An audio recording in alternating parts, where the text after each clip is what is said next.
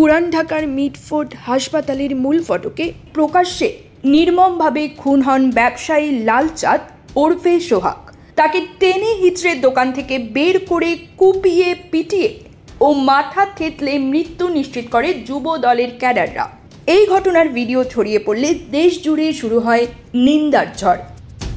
প্রত্যক্ষদর্শীরা জানিয়েছেন অর্ধ শতাধিক ব্যক্তি সোহাগ হত্যায় অংশ নেয়। হত্যাকাণ্ডে নেতৃত্ব দেয় চকবাজার থানা যুবদলের সদস্য সচিব পদপ্রার্থী মাহমুদুল হাসান মহিন এবং ছাত্রদল নেতা অপু দাস।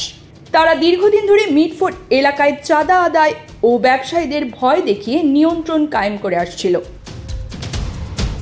ভিডিও ফুটেজে দেখা যায় রাস্তায় অর্ধনগ্ন সোহাগকে একের পর এক কংক্রিট ও ইট দিয়ে মাথায় ও বুকে আঘাত করে কয়েকজন যুবক। হামলায় অংশ নেয় মহিনের অনুসারী রিয়াদ, সজীব, ছোট মনির, লম্বা মনির ও নান্নু। হত্যার সময় সোহাগের কর্মচারীরা প্রাণ ভিক্ষা চাইলেও হামলাকারীরা থামেনি। স্থানীয় ব্যবসায়ীরা জানান, গত বছরের 5 আগস্টের পর থেকেই চকবাজার ও মিটফোর্ড এলাকায় সিন্ডিকেট গড়ে তোলেন মহিন ও অপু দাস। যারা প্রতিবাদ করত তাদের ওপর চালানো হতো হামলা। নিহত সোহাগের সঙ্গে সিন্ডিকেটের দ্বন্দ্ব শুরু হয় তার ব্যবসার নিয়ন্ত্রণ নিয়ে। দাবি করা হয়েছিল 50% লাভ বা নিয়মিত চাঁদা। এতে রাজি না হওয়ায় পরিকল্পিতভাবে তাকে হত্যা করা হয়।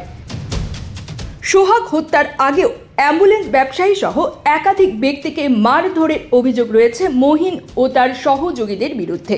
এমনকি গোলাগুলি ও ককটেল বিস্ফোরণের মতো ঘটনাও ঘটিয়েছে তারা। এই ঘটনায় দেশের বিভিন্ন বিশ্ববিদ্যালয়ে ছাত্রদের মধ্যে ক্ষোভ ছড়িয়ে পড়ে।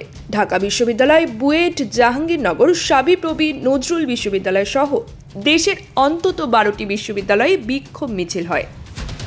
পুলিশ ও র্যাব অভিযানে এই ঘটনায় এখন পর্যন্ত 4 জনকে গ্রেফতার করেছে। News desk, bridge Bangla 24।